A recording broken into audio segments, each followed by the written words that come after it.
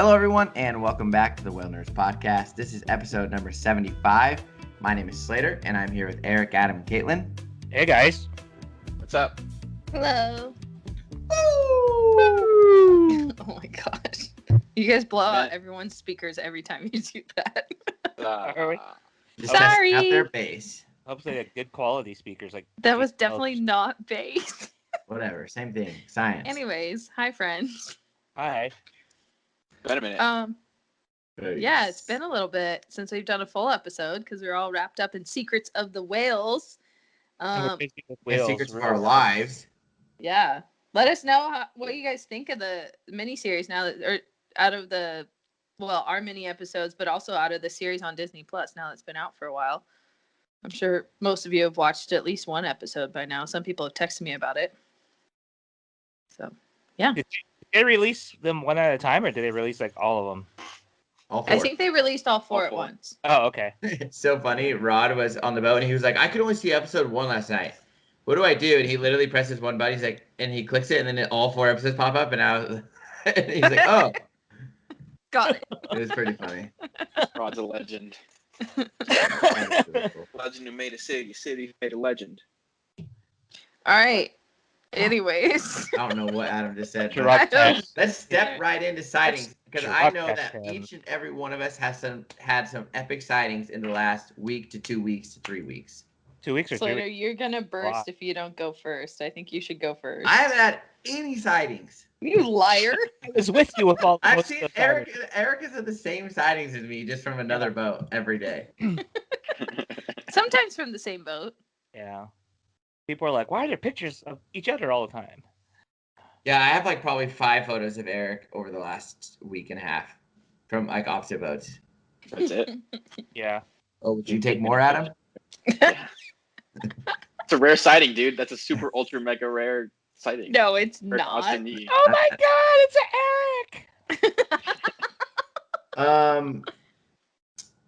Yeah, Eric was with me for Eric was on the bay for most of my sightings, but and Adam was there for one of my not so good days.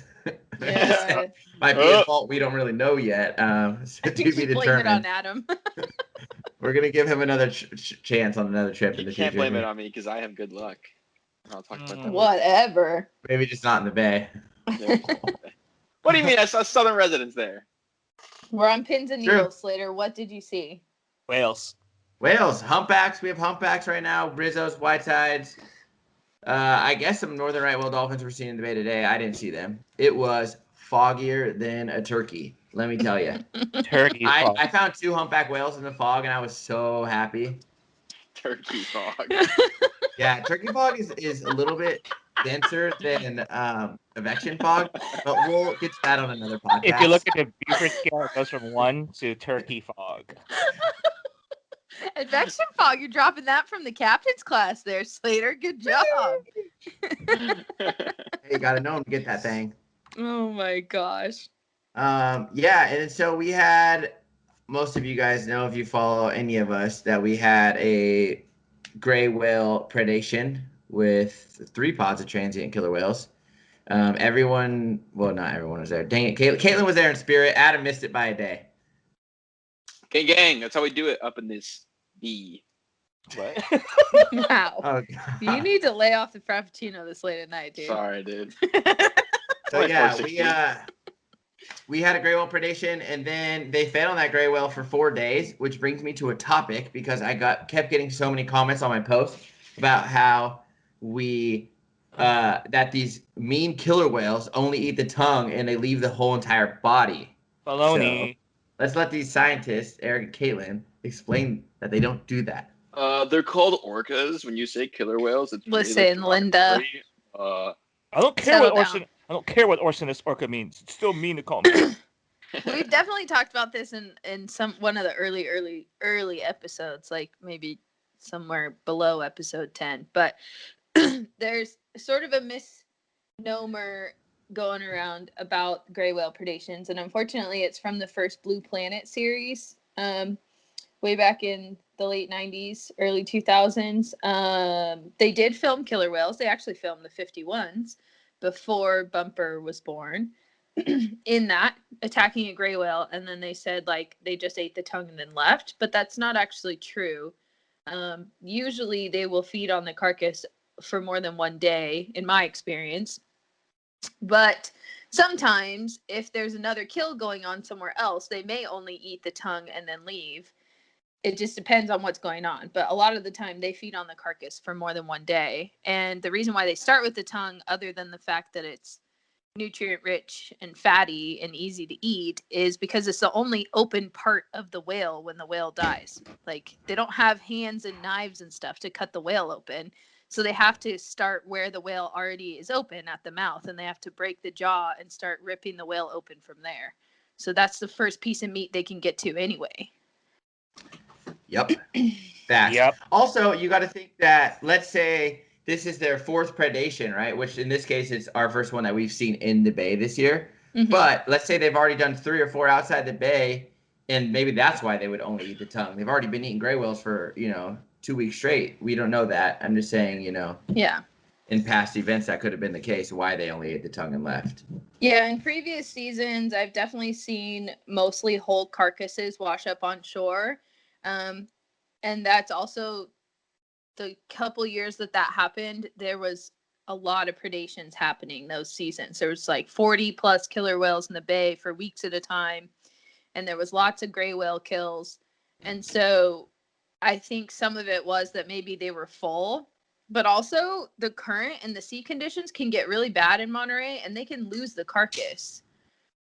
Like, that's a pretty heavy thing to try and keep at the surface all the time. And if the current's really ripping hard, or it pulls it under and it's really dark and it sinks out really fast, then they lose it, and then it eventually will drift to shore. Sometimes. I've Ours heard that. are doing that thing where they actually hold it at a certain height, where there's a Mhm. certain. Yeah, for sure.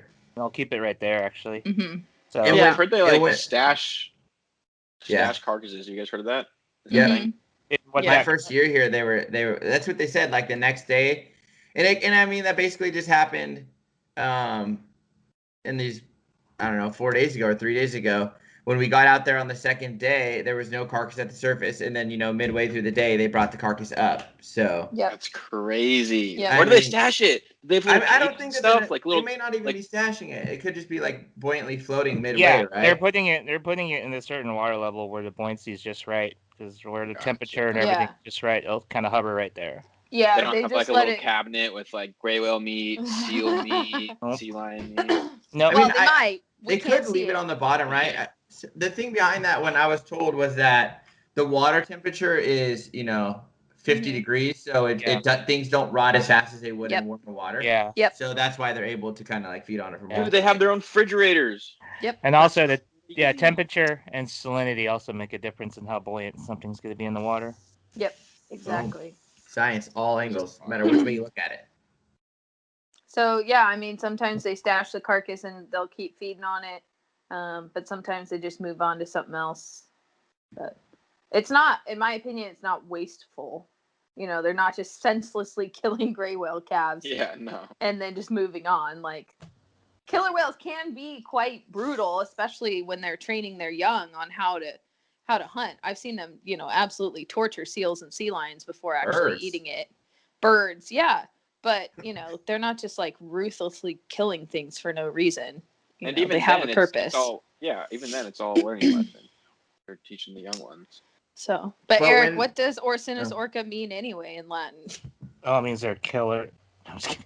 Oh, it's like bringer of the death or something. That's It's like from below. it's There's like a lot of demon different from ways. demon from the depths or something like yeah, it's like the translation is kind of like from the underworld or from the land of the dead or something like. It's Roman mythology. Orcus. You can probably look it up right now. But yeah, so when they did decide to leave 2 days ago and start traveling again, they were down to just like little pieces of blubber that they were like each carrying around. Like they fully this thing was gone. This gray Mhm. whale. It was just like shredded to little tiny pieces of blubber left. I that. wonder. And even go ahead, Adam. I was gonna say, I wonder how much of an impact like the UME for the gray whales is having an impact on killer whales. Because for the past couple of years there hasn't been a lot of calves. I wonder if that Mm-hmm. if they're just not getting as many, or they're just getting in different locations, or what. Well, the last 2 years before this year, there wasn't a lot of killer whale sightings in the spring. I mean, last year because of COVID, we don't actually know, but Yeah. that seemed like it was a little slower than it had been. Mhm. And that might be because there was less calves. There's less calves, and also like what gray whale calf survival rate is about 30% don't make it. I think it is, according to what James said. It was like it's pretty high. It's yeah. like 35%. Yeah. Actually. Yeah. That's high. That's a high mortality rate. Yeah. Oh, the mortality rate. I'm Yeah. sorry. I thought Yeah. success 30% rate. don't make it. Yeah. And then with a UME for what 3 seasons now? Yeah. Yeah. And then very low counts in the lagoon. So yeah, it's a hit. Yeah, Mhm. I was gonna try to reach out to the guy who owns the camp down there and ask him what's going on right now towards the end of the season, if there's still a new there's still a lot down there. Did they get a count this year for the season? Yeah, we had a mid-season update. We did it in an episode earlier, and it was very low. Very low. What is very low? There was hardly any. I think there was under 20 calves in Yeah, one of the lagoons, and not very many adults. Yeah, I had the Sagnosia one saved somewhere. Let me see if Yeah. it's called up. But it's grim. I mean, you look historically at, double-digit counts of cow-calf pairs now to, triple-digit counts of cow-calf pairs now. You're just getting lower and lower and lower. Yeah. They're not even close to triple-digit anymore. Yeah, and we'll have some more gray whale stuff in a future episode as well. But the other thing I was gonna say is with killer whales and the carcass is even if they don't consume the whole thing, when it falls to the sea floor, it supports a whole nother community on the sea floor. And so, like the California Academy of Sciences one time had a talk Eric and I went to, and they said for however many years the whale was alive, it supports a deep sea community for that many years afterwards. So, even though this might be a small carcass falling to the seafloor, it still provides an important nutrient source to the benthic habitat for, a year or more as it breaks down whatever's left. Is it still considered a whale fall? Yes, it would be a whale fall. Yep. Yeah, those are so important to the benthic organisms. I mean, that's a huge amount of organic matter to feed on. Well, and it's a part of the carbon fixation that the ocean does as an ecological service for the planet. Like all of that carbon that was in that whale's body is not going to go into the atmosphere now. It's going to be put into a deep sea ecosystem for decades. It's not going to resurface. Carbon sink. Mm-hmm. Yeah, exactly. So even though it might seem really sad, and sometimes as a naturalist, when I worked there during gray whale season, I felt like we were doing group therapy on the boat, in addition to learning about one of the most incredible events in nature. It doesn't go to waste just because the killer whales didn't eat it. Well, that's the thing. Because also, what else is there on a gray whale kill? Yeah. Albatross, gulls, shearwaters, sharks. Yeah. You leave those fulmars. Fulmars. Hey. Slater loves the fulmars. Maybe because I saw them in their nest. They are really cool looking birds, I think. They are neat. They are cool. They're like mini albatross. Yeah. You know what bird is not cool? Western gulls. No, the giant the giant petrels. Oh, they eat all the baby birds? They look like a scary. dinosaur. They are scary. Like, I'm not gonna lie, if they were like, you have to dive in the water with the petrel or a killer whale, I'd be like, killer whale. Like, I would not. Like, I'd be more afraid to jump into water with the petrel than a transient killer whale. Speaking of jumping in the water with a killer whale, were you there, Slater, or was it? I was literally driving to my boat I was on my way back out when they did. But we were out, and that guy was fully suited up again right at sunset, ready to jump in. Or did it? That picture I put up of that guy in the water. Yeah. Who is that? What killer whale is that? I don't know. I just I was like, oh look. I didn't even bother looking. Well, there's a couple film crews in the bay, just to provide a little context as to what Eric and Slater are talking about. One's doing a Netflix series. Do you know what the other groups are doing? I have no idea. I really don't know technically what either of them are doing. No, they're just filming a bunch of stuff. It's getting kind of annoying. I There's a think Oh, they're helicopter almost out done. for 2 days. There was a helicopter hovering over us for 2 that's days a in a little row. intense, especially with the Yeah. drone technology where it is now. Why fly a helicopter? Yeah, Yeah, dude. You got an Aspire with an X7 camera on it, like you're Calm a baller, down. you know? Calm down. God. So anyway, there were 2 helicopters like over us for 2 days in a row. Oh So my goodness. yeah, it Crazy. wasn't peaceful. They out all there. have, and if anyone's wondering, like even the drones, the diver, all of that stuff is technically under permit. So if you're Yeah, wondering, it's not like people are just ruthless out here Yeah. doing things willy nilly.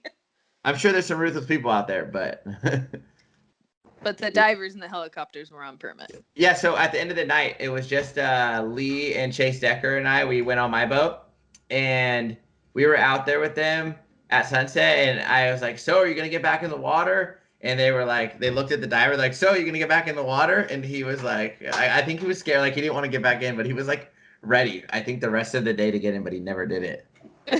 It's a little intimidating. Well, to but you get Dude, in I mean, the You can't The even see viz- like 2 feet in front of you. yeah, the it's viz so is murky. super gnarly. It's good now though. Ooh, off to this morning when I was I got to like 03 or 4 maybe, and it was pretty blue out there. Nice. So Nice. yeah, it's getting kind of nice. Cool. Yeah. What other sightings did you guys have? Eric, does that pretty much cover it? Dolphins, humpbacks, and killer whales? Yeah, the humpbacks are slowly trickling back in. I ID'd a few, and they're regulars, so that's looking good. I'm trying to think if there's anything we missed. Are you out Has today, our- Eric? No, I actually forced myself to take one day off the water. Has our homegirl Fran showed up this season? No, not yet, Not which yet? is kind of weird because she got down there. I don't want to say early, but she was one of the first down south because they sent us videos of her. Mm-hmm. So I got to Bracho was here. I mean, a few weeks ago, and I don't know where he went. That's a I feel regular. like they check in, take off, and come back. Yeah. There was a lot of humpbacks in the bay today, though. Brent had two pairs, 2 separate pairs. I had a pair. Kate found 2 singles. And then Danny and I had a single humpback too. A lot of humpbacks with all white flukes, which was really cool today. Oh, good. Okay, so But there was at least like 10 humpbacks seen, and they were all on the south side of the canyon, close to Monterey, actually. yeah, so they're And trickling back beach. in. And then there was a few got reports all the way from like Half Moon Bay. They've been over there, so maybe there's some food up there, and they're just taking their time Probably. to come back here. Yeah. Brent was talking about someone saying there's a bunch of anchovies in on the beach. They saw a bunch of anchovies in on the beach, so hopefully that's a good sign. That sounds right because the Sanders picked up a whole bunch of anchovies too. That's today, what they were so- talking about. Yeah. Well, speaking of lots of feeding humpback whales, Adam, you've had a lot Yeah, I was of gonna good say Adam feeding had a pictures. rare day, super ultra rare day. Yeah, I feel like, I mean, we've said it in the past, but like Santa Barbara was like a mini Monterey, and this year it's super weird. We have been seeing like 0 common dolphins, but a ton of California sea lions. Like, it honestly looks How cold like is it? it must be pretty cold. I don't know the exact temps, but it literally looks like some days it looks like Monterey out there. Like there's just whales and sea lions everywhere. Like, you know, Nice. peak Monterey season. But yeah, it's been really good. I think we're on day 32 or something of like humpback whale sightings straight, which is awesome. We love our humpbacks. We've had a lot of cow-calf pairs of gray whales as well. They're still trickling in. I think last week was one day where we had 5 cow-calf pairs. So it's been really good. And then we did also have a killer whale sighting just about a week ago, and that's kind of a rare sighting for us. You guys get them a lot more up there, but we had a nice pod only about 5 miles out, which was super cool. Nice. Good deal. But yeah, it's been really good, and there's a whole bunch of whales.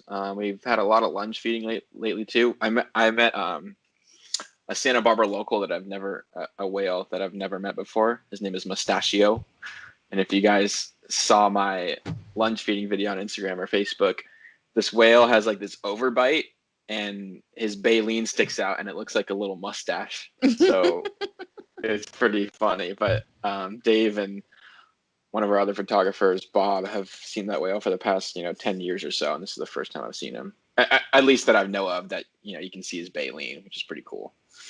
But yeah, sightings been really good and a bunch of whales, and I'm happy. And I get to go to Monterey and hang out with Slater. So. And And Eric. Eric. And Eric. Eric's just always so busy. I don't even see Eric. Eric's always he's always doesn't on a like different me. boat. He doesn't like me. That's why. Oh my god. Oh my goodness. Eric's just always freaking like, I'm a Eric's just naturalist here, I'm a always- naturalist there, I'm Exactly. naturalizing the world. He's on all the I'm boats naturalizing the world. And then on his day off, he's like, oh, I'm busy today, I have to take a day off. And then it's like you call him, he's like, oh, I went out with Princess today. Yeah, It's like, exactly. I only was on water for like a few seconds because I was on the wharf. That's it. Mm-hmm. I ran errands. I went to Hey. go get mail. I know you guys have been like super on the whale stuff for like the last year, 2 years. Well, I guess minus quarantine, but this is the most I've been on the water since like 2018 or 17. Yeah, it's a lot. It was Proud of you, good. dude. You're out there every day, except for today. Oh yeah, you're out there I today. went out today for like 5 hours. Crap, dude. Every day I keep saying, oh, I'm not going to go today. And then I like look at the weather. I'm like, oh, 4 to 5 knots in the morning. Okay, fine. Well, how Twist can you, my arm. How can you not? Especially because there's so much stuff right out front of Moss Landing. It's like I can spend 0 gas and have a killer day. Like, awesome. Yeah. Super stoked for you, Slater More Photography. You're really putting the photography in Slater More Photography. You know what I mean? Oh my goodness. All Also, for those of you that get video access to Patreon, Adam's hair right Hair now is, yeah, looks it's talking more awesome. than him. Dude, I keep trying to get a haircut, but every time I try to make an Oh, appointment, man. they're like, "Oh yeah, we're booked for the day." And then I'm like, "Well, what about tomorrow?" And they're like, "Oh yeah, we're booked." And then I work like we've been running 3 trips a day, which is super awesome.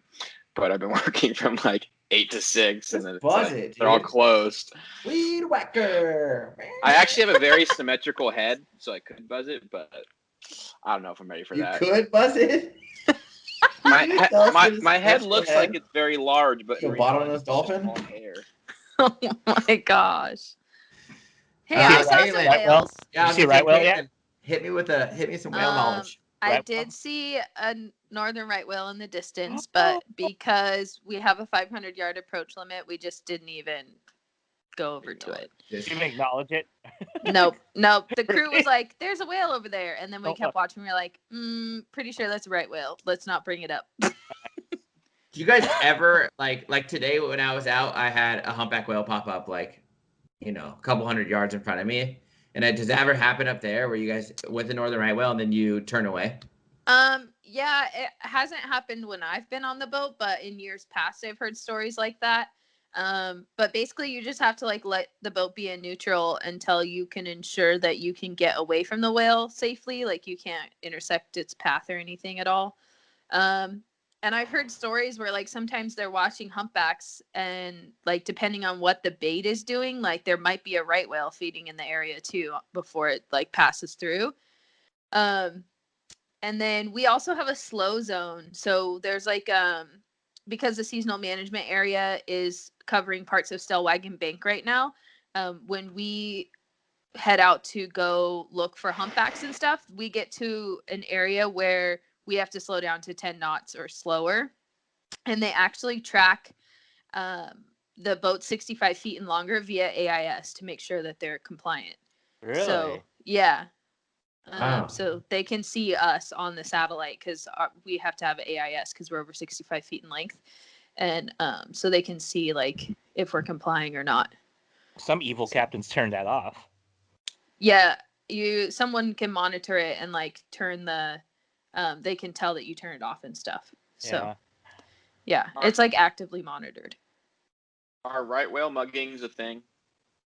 I think so. I mean, especially if they're in like a SAG, like a social aggregation. They don't carry much Wow, money, that's so a new people word don't for usually me. bother. But You just throw the SAG out there, not talk Like about I'm just wondering because like a social aggregation.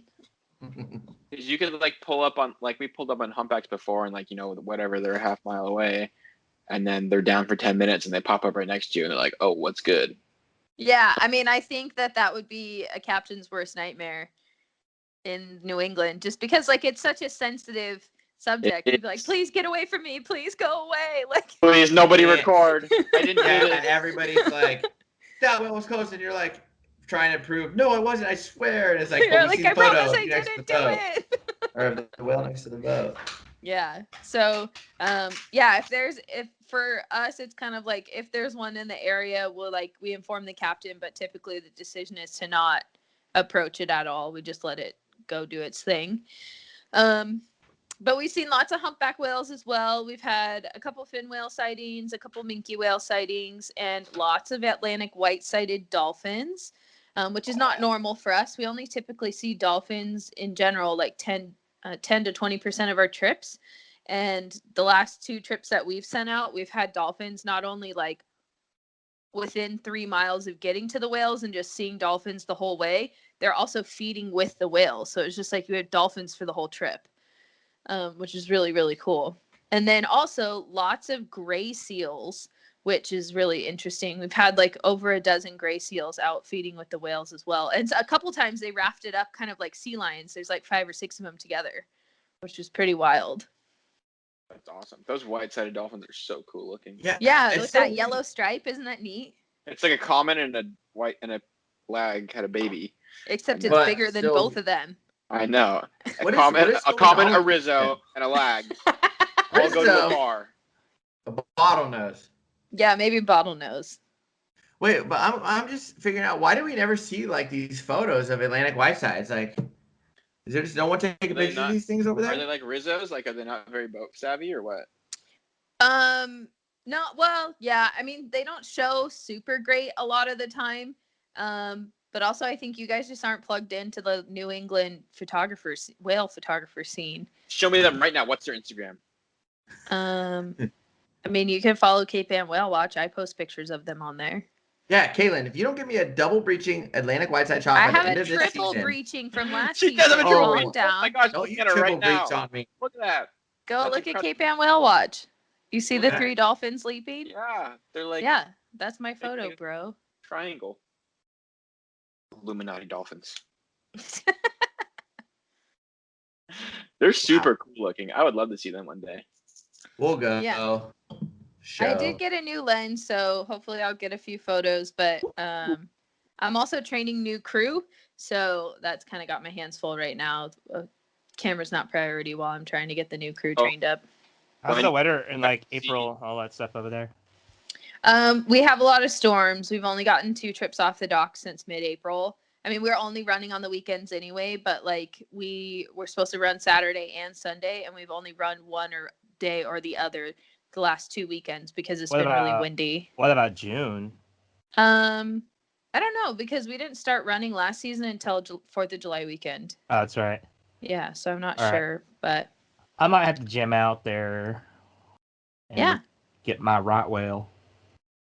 Yeah, I don't know. There are right whales starting to be seen in Canada, so I don't know how much longer they're going to be around here, but we'll see what happens. I gotta wait for vaccine number 2. I know, me too. I'm almost there.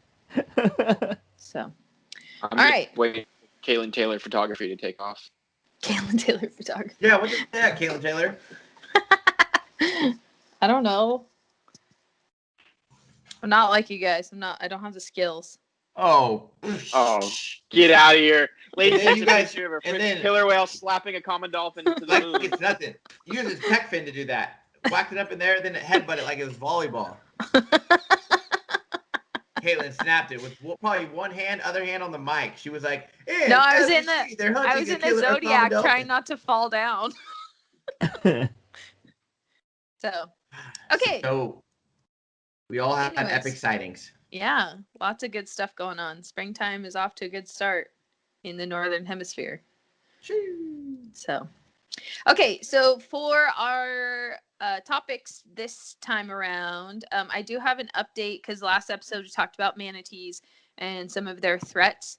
And some of this is older news stories that we're going to talk about for the rest of the episode, but I thought they were cool, so I didn't want to like just sweep them by. At the beginning of April, there's this Piney Point phosphogypsum. I don't know if it's what the right word is. Factory something that has like a water containment with effluent from their chemical production. Oh, it's And- a quarry, right? A quarry. Yeah, I think that's the right word. Sure. Wow. And the reservoir was like failing, and it was starting to leach into the river system and then pouring out into Tampa Bay. And so they actually, at the beginning of April, down in Florida in Manatee County, had to evacuate people because they were worried that the toxin load was going to be so high it was even going to pose a risk to humans. But manatees are already off to a rough start this year, and this is just going to make the problem worse. The reservoir was able to be reinforced with a stone aggregate like the second week of April, I think, but they did also like intentionally release water from the reservoir to like relieve the pressure as they were trying to firm up the containment. So there have been some red tide or algal blooms detected, and they're actively monitoring it still. So just another little challenge for manatees and other marine life down in Florida. So that was kind of sad.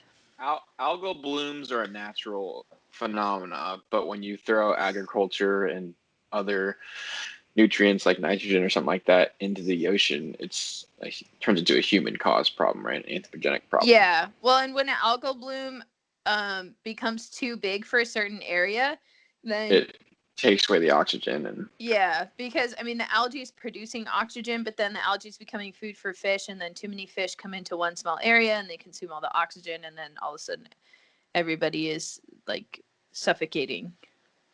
So yeah, anoxic. In theory it's anoxic. Yeah, in theory it's a good thing, and then when Good, it Adam. becomes, it's possible to have too much of a good thing. So that's what happens during red tide. The rest of the stories that we have, though, are about the Gulf of Mexico. So I kind of thought that would be like our theme for the rest of the episode. But, you know, what is going on in the Gulf of Mexico with, you know, whales and things? Well, I'll tell you. Let's find out. We can't wait to learn. There's actually quite a few cetaceans and marine mammals in general in the Gulf of Mexico. One species, which I would love to do like a mini-sode on or something in the future, is actually extinct. It is the Caribbean monk seal. So there's only 2 species of monk seals left in the world, and one of them is the Hawaiian monk seal, and the other one is the Mediterranean monk seal. But there used to be a monk seal species in the Gulf of Mexico. What makes them a monk seal? Their That's religion. a good question. First off, how are you telling me that they're on one island and they're on another island, but on the other side? What do you mean? They're island-loving seals. I don't know. No, but it's Well, just why is there a monk seal, and then like what's the difference between a monk seal and a harbor seal? Or an elephant seal. Or an elephant It's like seal. a monk seal is like an elephant seal, and a harbor seal had a baby. But What also, is so is a a gray monk seal. seal? I know, that's what I'm saying. They're all weird. But what I want to know is how did they both end up on islands? I don't know. I mean, maybe that's Oh, they are the only earless seals found in tropical climates. Okay. And so you're telling me that this monk seal, 2 of them, a male and a female, they went through the Panama Canal, went up that thing that lifts boats up, went down the other side, swam all the way to Maui, and then bred their own population. Well, that's a very good question. Like, they're in the same genus. Okay, we're gonna have Or are we going back to Pangea? I think we're going back to Pangea. So I don't know though. We're gonna have to do some more research, just kind of like we did with the manatees. Get the phylogeny going, all that good stuff. But anyways, Caribbean monk seals went extinct in the middle of the 20th century due to hunting. So that's why they went extinct, because they're tasty, I guess. But also maybe for their fur. So other species of marine mammals that inhabit the Gulf of Mexico, we talked about some of them last episode, the West Indian manatee. And then for odontocetes, they have sperm whales, pygmy sperm whales, dwarf sperm whales, short-finned pilot whales, pygmy killer whales, Fraser dolphins, Rizzo's dolphins, Clymene dolphins, striped dolphins, Atlantic spotted dolphins, pan-tropical spotted dolphins, spinner dolphins, rough-toothed dolphins. This says Grampus whale, but I think that but the report was translated from Spanish. So killer whales, false killer whales, pygmy killer whales, bottlenose dolphins, Gervais beaked whales, Blainville beaked whales, Cuvier's beaked whales, and Sowerby beaked whales. So it sounds like we need to take a trip to the Gulf of Mexico. Yes. Then for baleen whales, they have documentation of North Atlantic right whales, blue whales, fin whales, tropical rorqual. That's tropical be rorqual is Brutus Brutus whale, whale, maybe. Yeah. minke whale, and humpback whales. And then now we know, we've talked about this in a previous episode, there's also Rice's whale. Yeah. So there's actually a lot going on there. I wonder what population of blue whales that is. Like, where do they? I don't know. It might be go just like, to? might just be blue whales coming in from the North Atlantic. Yes, Slater. Yeah, that was pretty funny. That was pretty funny. Okay, wait. Question: they have sea wolves like the ones that are up in British Columbia? What? Are you reading the I'm reading the report? whole paper. Yeah, I think that's just a like translation issue, because this report originally was put out for the Mexican government, so it was in Spanish, but now it's been translated to English, and so I think seawolf might have been Seawolf.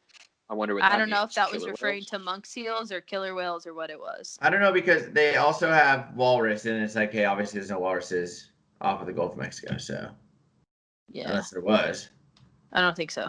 It's too warm. Yeah, so that's what I'm saying. Then there's some cool information in this report about there's some sighting information which is probably now outdated because this report's from 2004. There's some current sighting information about different species, but this section about risk factors for marine mammal populations in the Gulf of Mexico under intentional capture, I learned some things that I didn't know before.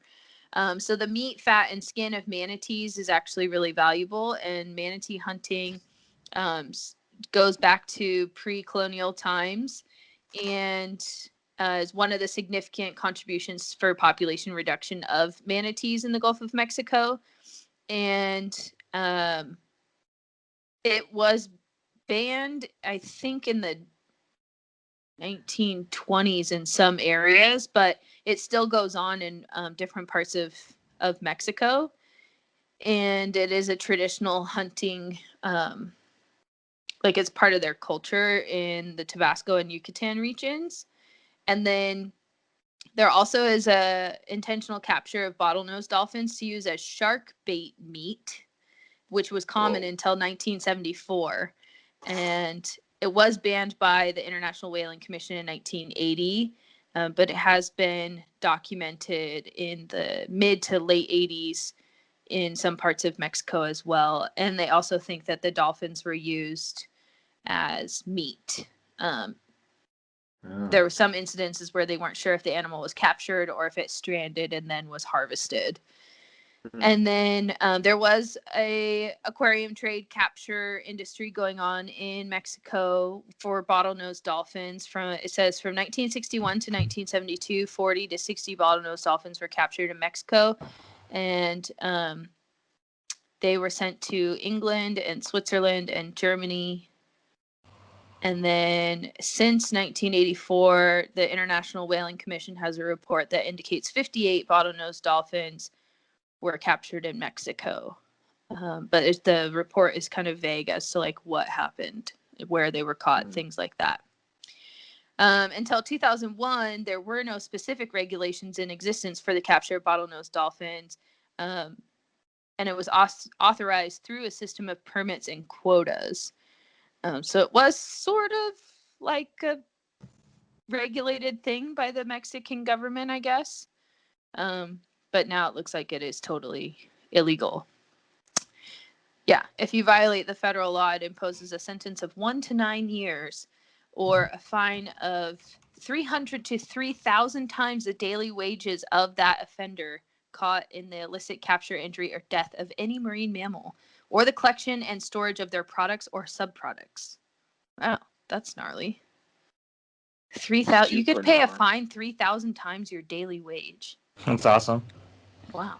They should do that here. Interesting. Also, they have some information about incidental capture, like bycatch type stuff.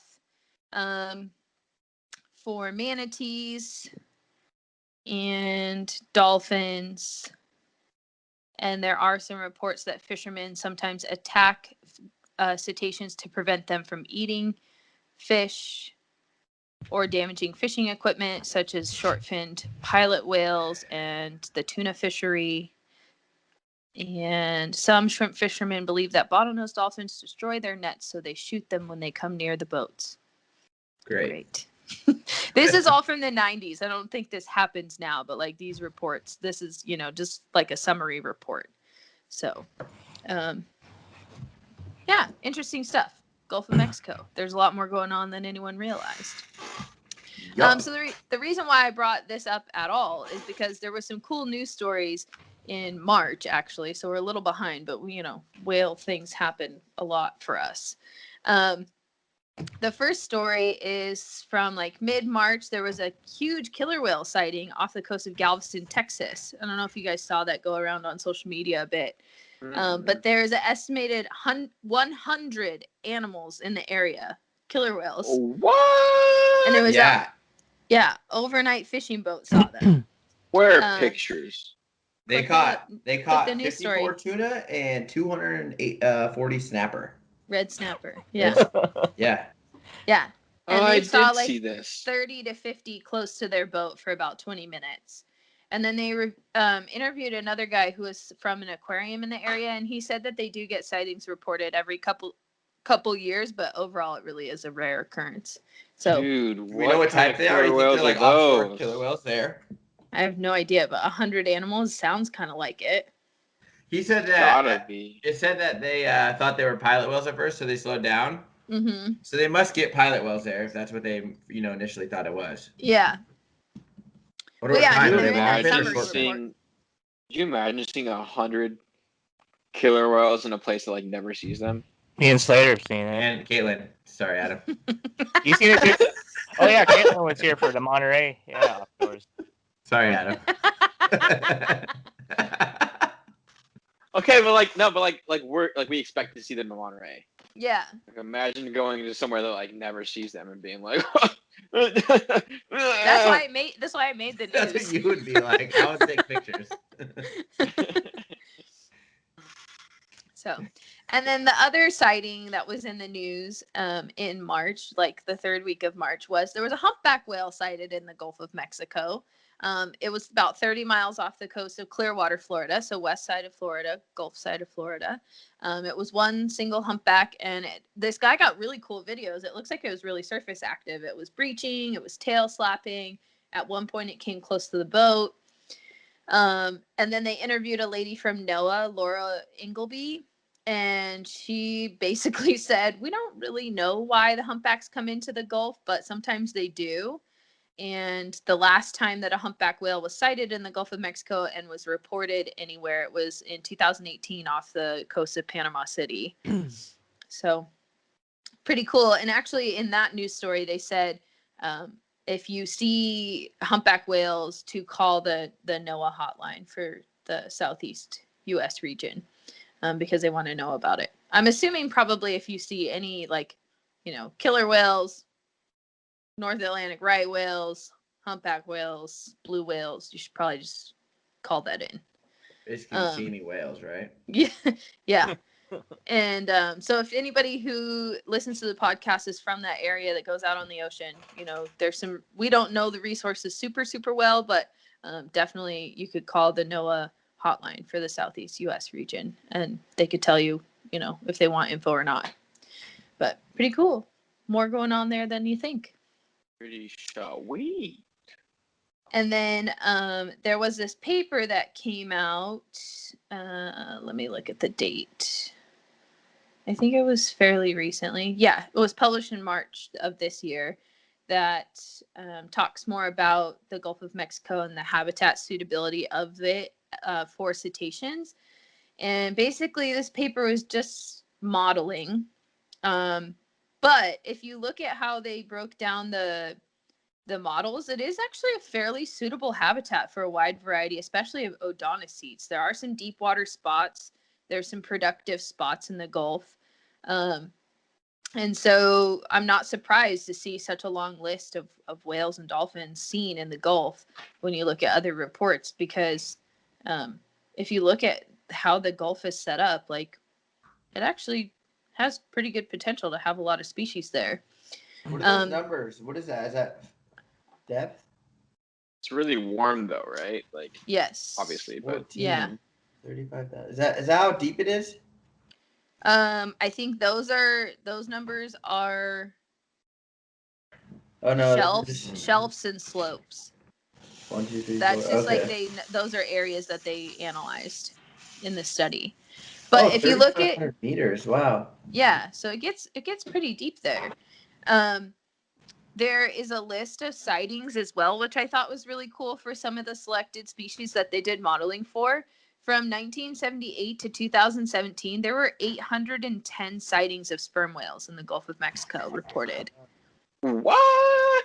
Yeah, like that's a lot of sperm whales. Okay, well, wait. The Gulf of Mexico is a big place, so like, what does that Yeah. mean? So this paper is Like, trying these to just- model. Shows you the model.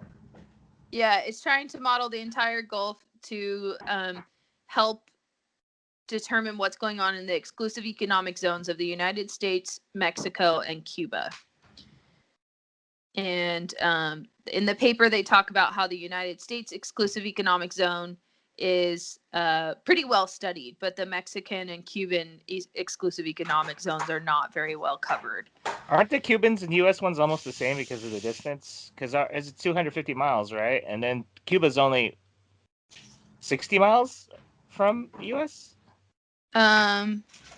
Yeah, so I think it said, where was it? It said it was like 40% US, but only like 5%. Oh, yeah. The Gulf of Mexico is a semi-enclosed sea connected to the Atlantic Ocean and Caribbean Sea. It has 1.6 million kilometers squared of surface, and the EEZ of Mexico represents about 55% of the total surface, the United States 40%, and Cuba about 5%. Yeah, so Cuba's is small. Probably on the other side of the island that doesn't face us. Yeah. Dang. Yeah. Yeah, because Havana, Unana, whatever they call it now, it's like super close to us. So 319 dwarf sperm whales. Dude, Sightings, it sounds like we need yeah. it. This is what we do. We gotta go to Corpus Christi, start our own whale watch company, and boom. And have a boat that can go that far offshore. yeah, they're all in deep water canyons. I wonder if anybody would do like multiple day whale watches out there. That'd be sick. Maybe. Yeah.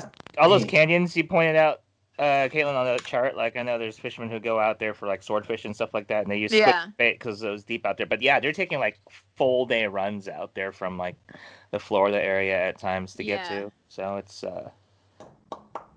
that's why there's no whale watch companies there. Yeah, I think it's just like the cost of fuel would also be insane to be able to go that much range. Yeah. Melon-headed whales are weird. Melon-headed whales? I really want to see one. Kind of look like a cross between a false killer whale and a pilot whale. And a pilot whale, yeah. Which is weird. So the 4 main regions in the Gulf of Mexico that were identified as like prime habitat for cetaceans was the Mississippi Canyon, the Louisiana-Texas slope, and the West Florida slope, and then the Rio, if you want to say it like a Texan, the Rio Grande slope, and then the Tamaulipas, Veracruz slope. I think that's how you say it. Sorry if I butchered it. For odontocetes especially, but they basically, their model said that they expect a high diversity along the continental slope, and then the variables that they were looking at with the habitat were mostly bathymetry, sea surface temperature, and chlorophyll production. And the most important actually ended up being depth and sea surface temperature as far as determining like what a good habitat was. So basically the study concludes with the study and the models generated highlight the need for further research on cetaceans in the Gulf of Mexico, especially in Mexico and in Cuba. So I thought that was interesting. And it's hard to. I just booked a trip for June 23rd. If you guys are interested in booking, it's a 5-day Gulf of Mexico trip. Guaranteed pygmy sperm whales, dwarf sperm whales, and regular sperm whales. Trifecta of sperm whale power. Adam is so booking that. Look at him. He's already typing Dude, it. He's like, let's I'm gonna call Dave fly. right now. Dave, can I have these days off? Please, please, pretty please. So yeah, pretty cool. And then I just want to reiterate the Rice's whale thing for those of you that maybe missed that discussion in a previous episode. I just attended virtually the New England Naturalist Workshop, which is put on by WDC, which is Whale and Dolphin Conservation, I think. And then also, who else puts it on? Center for Coastal Studies, and I think another organization. I watched it virtually while I was doing boat work, so I didn't get to pay really super good close attention because I was trying to do stuff on the boat, but I was listening to it in the background. And this article that I found from Oceanographic Magazine actually pretty much covers the main highlights as well of what the researcher was talking about during the talk at the Naturalist Workshop. But what's not clear to me yet is if they're saying there's Brutus whales and Rice's whales, or if they've been misidentifying Brutus whales as Rice's whales. I think that there are both species there, and they estimate that there's less than 100 of Rice's whales in the Gulf of Mexico. Did they mention that? Did they mention that hotspot for them? There's like this one ridge over there that they said. Yeah, DeSoto Canyon. That's it. Okay. Yep. I never remember the name. Yeah. Yeah, it's south of Mobile, Alabama. Yeah. Okay. Cool. Yep. And basically, they had samples for a long time, all the way back into the 90s, of Rice's whale, but they could never get enough of a skeleton or enough compelling genetic information to really prove that this animal was a separate species from Brutus whales. Until that Everglades whale, right? Yeah, in 2019, a whale stranded in the Everglades, and they were able to actually really assess the mandibles. So looking at the jaws, and it's physically different enough to be like, yeah, this is definitely not a Brutus whale, which is pretty cool. Yeah, that's awesome.